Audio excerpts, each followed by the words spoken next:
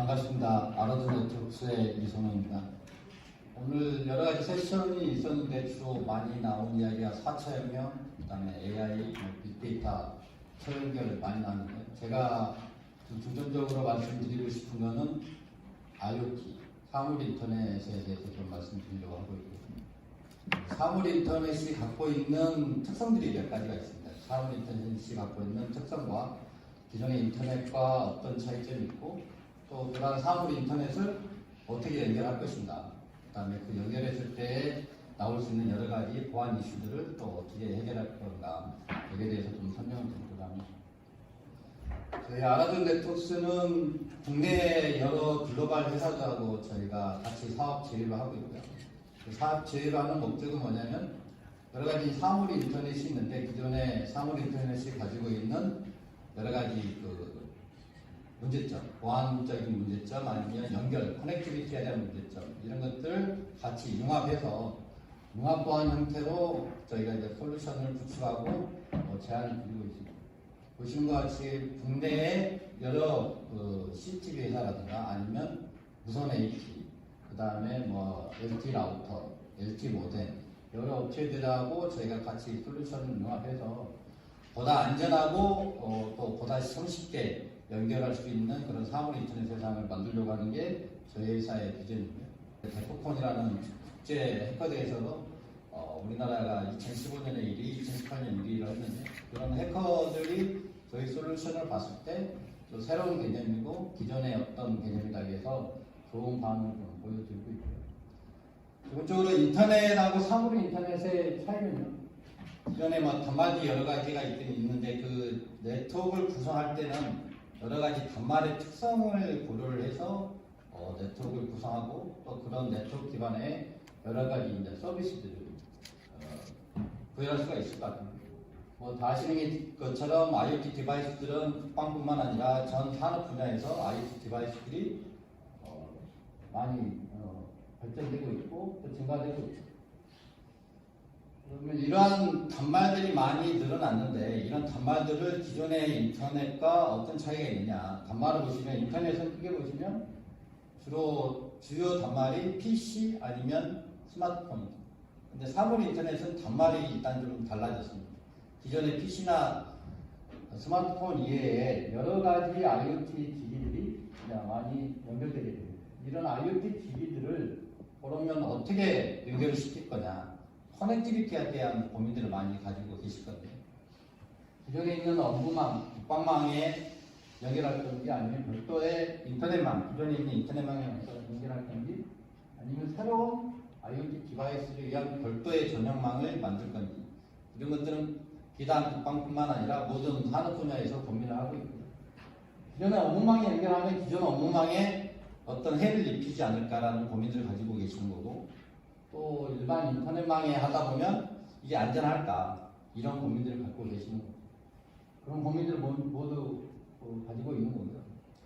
그 다음에 그런 네트워크를 구성할 때 그럼 단말에 어떤 차이가 있느냐. 기존의 인터넷과 일반 사물 인터넷 차이를 보면 기존은 잘 아시겠지만 인터넷 세상은 어떤 세상이냐면 주로 단말에서 어떤 서버에 있는 콘텐츠들을 주로 다운로드하는 방식이에요. 이게 중요 자원, 정보가 어디에 있냐면 콘텐츠가 내 단말의 클라이언트에 있는 게 아니고 센터에 있는 거예요. 이게 센터가 데이터 센터가 될 수도 있고 클라우드가 될 수도 있고 센터에 있는 주요 정보 자원을 주로 다운로드하는 방식이라고 하면 IoT는 그 중요 자원이 센터에만 있는 게 아니에요. 단말 클라이언트에도 그 자원들 정보가 있는 거예요. 예를 들면 센서 같은 경우는 센서 데이터가 단말에서 클라우드 쪽으로 쌓여있는 거죠. 콘텐츠가 어디 있냐면 단말에 있는 거죠. 또 하나 예를 들어보면 CCTV 같은 경우도 CCTV의 영상 콘텐츠는 단말 클라이언트에 있는 클라이언트에 있는 영상 콘텐츠를 센터 쪽으로 쌓아주는 거죠. 반대 방향이죠 완전히. 기존의 인터넷 세상과 사물 인터넷 세상은 단말의 종류도 틀리고 단말의 개수도 틀리고 콘텐츠가 센터에만 있는 게 아니고 클라이언트에 있을 수 있다. 그럼 네트워크 구성할 때 이런 단말의 특성들을 고려를 해줘야 됩니다. PC는 내 앞에 있고 스마트폰은 내 손에 있고 근데 IoT 디바이스들은 안전하지가 않죠. 내 주위에 있지 않고 외곽에 있고 또 건물 밖에 있고, CCTV 같은 경우도 이런 건물 국회 내에 있는 CCTV하고 산속에 있는 CCTV하고는 물리적으로 완전 보안 레벨이 틀리겠죠. 무슨 말 하고 싶냐면 인터넷 세상은 물리적인 보안부터가 취약하다. 물리적인 보안이 취약하고 또한 인터넷을 연결하고 네트워크 연결하다 보면 네트워크에 대한 보안도 취약하다. 또 하나 말씀드리고 싶은 거는 또 연결, 커넥티비티도 되게 복잡하다. 이런 이야기고요. 그 다음에 또 하나 특성을 보면 아까 말씀드린 콘텐츠가 주로 클라우드에 있는 것을 다운로드하는 거고 얘는 단말 쪽에서 어떤 콘텐츠를 클라우드로 쌓아주는 쪽이 있고 이 저장된 데이터를 AI나 빅데이터를 통해서 데이터를 가공해서 실제 사용자들한테 주는 네트워크가 있을 것 같아요. 이러한 단말에서 올라오는 그 콘텐츠 데이터를 어떻게 처리할 거냐, 클라우드에서 다 할 거냐, 아니면 그 엣지 컴퓨팅에서 기본적인 거를 할 거냐, 이런 거 고려도 있어야 되겠죠. 그래서 기존에 있는 인터넷 세상하고 오른쪽이 이제 사물 인터넷 세상이 가장 큰 차이가 뭐냐면 데이터 처리 방식이 인터넷 세상은 애독 방식. 애독 방식이 뭐냐면 내가 네이버를 접속하거나 구글을 접속할 때 그냥 내 의지대로 내가 원할 때만 접속을 하는데 반대로 그 사물 인터넷은 내 의지와 상관없이 1년 365일 콘텐츠가 클라이언트에서 서버로 쌓여져요. CCTV 같은 경우, 센서 같은 경우. 그래서 약간의 차이가 있는 거고요. 그 다음에 데이터 지원도 기존의 인터넷 세상은 지원이 좀 있어도 상관이 없지만 사물 인터넷은 초지원, 지원이 없어야 돼요. 그런 거고 또 데이터량도 또 이벤트량도 또 차이가 있습니다. 가장 중요한 게 뭐냐면 데이터를 처리하는 방법에 이제 차이가 있습니다. 기존의 인터넷 세상은 저장을 하고 분석을 하고 그거에 대해서 어떤 어댑티 파일을 해준다고 하면 사물 인터넷 세상은 센서에서나 오는 데이터들을 즉각적으로 먼저 분석해서 반응을 해줘야 됩니다. 그 반응을 하기 위해서 클라우드까지 갔다 오면 이미 늦어버리는 거죠. 그래서 각 컨텐츠를 가지고 있는 단말에서 가장 가까운 근접에서 일단 데이터를 처리해주고 분석해주고 불필요한 거, 아카이브할 거, 저장할 것들은 클라우드 저장하고 그래서 기존에 클라우드가 갖고 있는 기능, 여러 가지 기능 중에 일부는 밑으로 내리고 일부는 클라우드에 올리고 그래서 기존에 있는 클라우드 쪽 아키텍처하고 좀 다른 형태를 취하게 됩니다. 지금까지는 이제 커넥티비티 관련된 거 이야기 말씀드렸고 그 다음에 사물 인터넷에 또 하나 고려해야 될 사항이 보안 취약점입니다. 아까 말씀드린 물리적인 보안이 일단 취약하기 때문에 쉽게 물리적인 접근이 가능하고 또 단말 개수가 너무 많기 때문에 그 많은 단말들을 다 관리할 수가 없겠죠. 그런 여러 가지 상황들 때문에 보안에 취약하게 되는 거고 기존의 PC나 스마트폰에 비해서 매우 저가의 CPU 용량이라든가 메모리 용량이 매우 적은 그런 단말들이 많죠. 그러다 보니까 기존에 가지고 있는 여러 가지 기술들을 적용하기에는 한계가 있습니다. 그래서 사물 인터넷에 최적화된 그런 보안 기술 또 이런 것들이 개발이 되어야 된다고 보는 겁니다.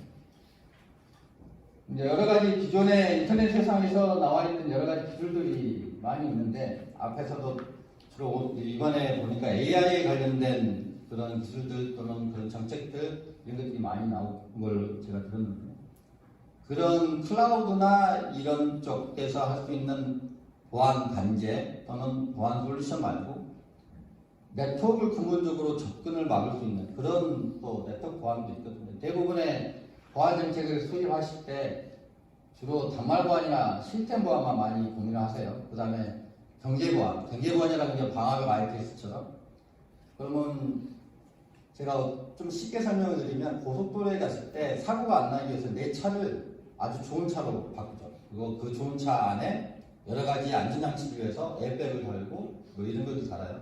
이런 걸 시스템 보안이라고 하죠. 그 다음에 고속도로 가서 차가 고속도로에 들어왔을 때 차단기, 하이패스 차단기를 지나가요. 그걸 지나가는 걸 허락할 거냐 말 거냐 이런 것들이 보통 경제보안, 방화벽 IPS. 그 다음에 이제 전용 차선이라는 게 있죠. 근데 이 전용 차선에 대한 것들은 보통 이런 인터넷 세상에서는 별로 고민 안 하시는 거예요. 가는 패스를 안전하게 해야지 사고가 안 나는데 대부분의 차에다가 뭐 돈을 많이 들이고 에어백을 사고 이런 것들을 많이 하신단 말이죠. 그 다음에 뭐 차단기 같은 것들을 많이 고민하시는데 실질적으로 가는 횟수에 대해서는 고민들을 많이 안 하십니다. 왜 그러냐면 인터넷이 탄생한 첫 번째 이유가 뭐냐면 공유, 그죠? 참여. 네트워크라는 거는 여러 단말 노드가 참여하려고 만든 게 인터넷이잖아요. 그러다 보니까 피해가 하나가 생긴 게 뭐냐면 서로 연결돼서 어떤 정보를 공유하다 보니 이 노드나 자원이 이 불량한 감자들입니다. 불량 감자들. 이러다 보니까 자꾸 배탈이 나고 문제가 생기는 거예요. 네트워크를 좀 깨끗하게 함으로 인해서 여러 가지 서비스를 더 안전하게 할 수 있는 게 방법이 있겠고요. 방금 말씀드린 것처럼 기존에 어떤 시스템 보안이라든가 경계 보안은 많이 하고 계시는데 네트워크 보안은 많이 고민들 안 해서 폐쇄망이 안전하다고 할 수 없는 여러 가지 정책들이 많이 나오고 있고 그런 비즈니스 모델들이 많이 나오고 있고 제로 트러스트라는 용어를 또 많이 알고 들으셨을 것 같은데 최근에는 클라우드도 안전하지 않다고 해서 클라우드 내의 네트워크도 쪼개는 게 있어요. 클라우드 내도 하나의 네트워크이긴 한데 그 네트워크도 안전하지 않아서 서비스별로 쪼개는 거죠. 그 다음에 하나의 업무망, 국방망 내부도 안전하다고 볼 수 있겠지만 그 안전하다는 그 폐쇄망 내부망도 또 경우에 따라서는 보안 레벨에 따라서 쪼갤 수 있는 거죠. 그런 노력들을 한번 같이 고민해 봐야 될 것 같고요. 근데 대부분의 지금은 업무망, 국방망과 인터넷망만 쪼개놨죠. 그런 것보다 좀 확대해서 고민을 해야 된다. 왜냐? IoT 사물 인터넷은 기존의 업무망하고는 좀 차이가 있기 때문에.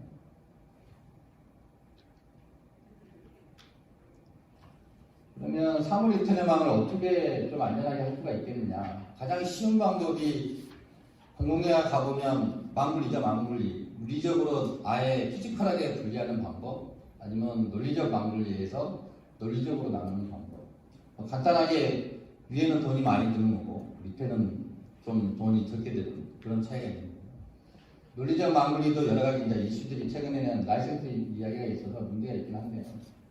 그렇게 구축하는 방법이 있고 또 망을 구축하는 방법 중에 하나가 동일한 자원들을 동일하게 구성하는 방법이 있겠죠. 그걸 보통 네트워크 세그멘테이션이라고 하는데 기본적인 물리적인 자원과 어떤 기능적인 자원을 각각 구성해서 망을 분리하는 그런 방법이 있고 네트워크 슬라이싱이라고 하는 것들은 물리적인 자원을 같이 쓰면서 논리적인 구성만 별도로 해주는 거죠.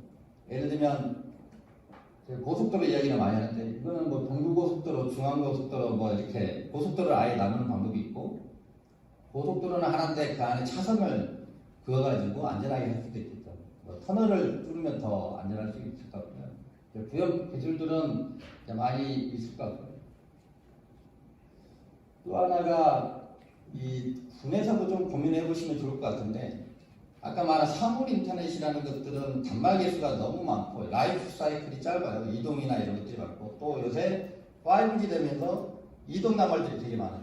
이게 고정 단말이 아니고 이동 단말이 많아진다는 것은 네트워크가 되게 가변적으로 유연을 해야 되겠죠. 고정 단말이 있으면 그냥 그 고정 단말에 유선이든 무선이든 하면 되는데 5G 세상이 되면 영상 콘텐츠가 주요 킬러 어플리케이션이 되다 보니까 이동성이 많이 서비스들이 많이 나올 거거든요.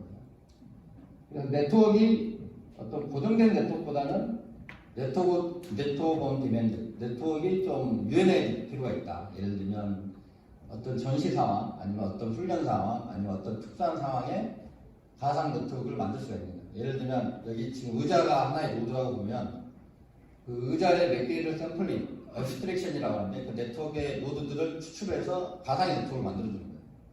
그러고 나서 어느 시간 지나면 그 네트워크를 또 없애버려요. 그리고 또 만들어줬다 없었다 만들어줬다 없었다 이런 것들을 보통 그 온 디맨드 네트워크 또는 네트워크 온 디맨드라는데 그런 식으로 할 수가 있을 것 같고요. 또 하나의 또 요새 추세가 뭐냐면 네트워크 하이딩 기술이라는 건데 네트워크 하이딩 기술은 뭐냐면 해커가 어떤 타깃을 정하놓고 그 타깃을 공격하려면 그 타깃에 대한 정보가 알고 있어야 돼요. 근데 지금 이제 인터넷 세상은 뭐냐면 내 개인에 대한 노드에 대한 정보가 그게 인터넷이든 내부망이든 다 이렇게 오픈되어 있어요. 예를 들면 내 IP 주소, 그다음에 내가 쓰고 있는 서비스 포트들이 노출이 되어 있기 때문에 해커들은 그 타겟 지점에 도달할 수가 있는. 더 쉽게 말씀드리면 도둑놈이 우리 집을 도둑질을 하려고 그러면 저희 집 주소를 알아야 되겠죠. 저희 집 주소까지 와야 되는 게 IP 주소거든요. 저희 집 주소를 알고 우리 집 앞에까지 와서 우리 집의 비밀번호를 누르는 게 서비스거든요. 그러면 다르게 생각하면 도둑놈이 우리 집 앞에까지 오지 못하게 하면 어떨까? 예를 들면 엘리베이터가 없는 거예요. 우리 집에 10층에 하면 엘리베이터가 없으면 우리 10층에 올라오려면 하늘나라에도 타고 쭉 떨어져야 되겠죠. 우리 집 앞에까지. 무슨 말씀을 드리냐면 네트워크 정보가 내 자원의 PC에 대한 자원의 정보, 서버에 대한 자원의 정보가 노출이 되어 있기 때문에 해커는 도달을 하는 거예요. 도달을 하면 언제든지 그 취약점을 뚫고 들어올 수가 있는 시간이 걸립니다. 도달 자체를 안 하게 하면 좀 더 안전해지겠죠. 근데 그게 그런 것들을 하기 위해서 네트워크 하이딩 기술이라고 하고 또 하나가 이제 네트워크 슬라이싱 기술이라는 거는 아까 말한 네트워크를 이렇게 쪼개는 거죠. 쪼개고 이 세로축으로 쪼갤 수도 있고 가로축으로 쪼갤 수도 있는데 네트워크를 이 가로축 횡단으로 쪼개서 위아래에 접속이 전혀 안 되게끔 그렇게 하는 게 네트워크 슬라이싱 기술인데 아까 앞에 설명 것처럼 네트워크를 이렇게 분리할 때 물리적으로 분리하는 방법이 있지만 너무 비용이 많이 드니까 논리적으로 아까 말씀드린 네트워크의 어떤 노드들을 추출하는 거죠. 추출해서 예를 들면 뭐 홀수 노드들끼리 하나의 네트워크를 만들고 짝수 노드들끼리 하나의 네트워크를 만들 수 있는 거예요. 그런 것들을 중앙에서 아까 방금 전에 그 하나 시스템에서 말씀하신 것처럼 오케스트레이션 이 하나의 중앙에 있는 오케스트레이터가 그 네트워크를 관리하고 또 구성해주고 인증해주고 그런 것들을 담당할 수가 있죠. 그렇게 되면 이제 어떻게 되냐면 이제 쉽게 하나의 예를 들어보면 이제 여러 가지 사물 인터넷이 있을 수 있어요. 근데 인터넷의 사물 인터넷이 너무 하드웨어 스펙이 안 좋으면 그 앞에 별도의 장치를 둬서 가상의 터널을 가상의 네트워크를 만들어주는 거고 간만에 어떤 하드웨어 스펙이 떨어지면 그 달마부터 클라우드까지 연결을 해주는 거죠. 클라우드 데이터 센터까지 연결해주는 거죠. 그래서 서로 상호 간에 접근이 안 되게끔 그래서 망을 분리해주는 그런 기술이라고 볼 수가 있겠습니다. 그러면 이제 어떤 장점들이 있냐면요. 아까 말씀드린 것처럼 그 단말에 대한 네트워크 구성을 단말별로도 구성할 수가 있고 또는 그룹핑해서 할 수도 있고 아니면 서비스별로 네트워크를 쪼개는 거예요. 하나의 인프라를 단말별로 또는 그룹별로 또는 서비스별로 이렇게 가상망을 쪼갤 수 있는. 그리고 보통 데이터를 수집하는 네트워크가 있고 수집된 데이터를 사용하는 데 많이 있어요. 그거 보면 이쪽을 보통 앞에 프론트엔드 네트워크라고 그러고 백엔드 네트워크라고 하거든요. 프론트엔드와 백엔드를 또 가상으로 연결해 주고 그렇게 연결할 수도 있어서 엔드-투-엔드 가상 네트워크를 만들 수가 있고요. 또 하나가 그 카메라나 이런 IoT 디바이스의 접근 자체를 못하게 하는 거예요. 그래서 해커가 아무리 이 CCTV에 접근하려고 해도 접근 자체가 안 되게끔 하는 그런 장점들이 있을 것 같고요. 또 중앙에서 관리하는 방법이 있을 것 같고요. 예를 들면 이제 하나테크는 우리나라 1위거든요. CCTV 쪽에. 그 다음에 글로벌하게 1위는 하이크비전, 다보아 이런 업체에서는 물리적 보안의 전문이죠. 근데 이런 네트워크 보안, 정보 보안에는 1위가 아닙니다. 그래서 그런 물리 보안의 1위 업체가 저희 같은 네트워크 보안하고 솔루션을 탑재를 해서 보다 CCTV를 외부에서 전혀 보이지 않게끔 하고 해킹이 안 되게끔 이렇게 하는 거를 지금 현재 개발해서 저희 판매가 되고 있고요. 뭐 제가 군에 대해서 네트워크에 대해서는 뭐 자세하게 모르지만 군도 마찬가지일 것 같아요. 일반 국방망 내에 있는 PC 자원이 있을 수도 있고 뭐 프린터와 같은 기기도 있을 수 있고 또한 CCTV라는 기기가 있을 수 있고 이런 CCTV는 폐쇄망이긴 하지만 폐쇄망 내에서도 여러 가지 요건들이 있기 때문에 그 폐쇄망 내에도 레벨을 좀 주어서 진짜 중요한 것들은 좀 별도의 망으로 네트워크를 고립시키면 보다 안전할 것 같고요. 이 CCTV 같은 경우도 여러 가지 특성이 있어요. 예를 들면 내부용 CCTV가 있고 외곽용 CCTV가 있고 엘리베이터용 CCTV가 있고 그럼 CCTV도 하나의 서비스 정책을 할 수도 있지만 각각의 목적에 따라서 망을 별도로 분리해주면 보다 안전한 국방망이 되지 않을까 그런 생각을 하고 있습니다.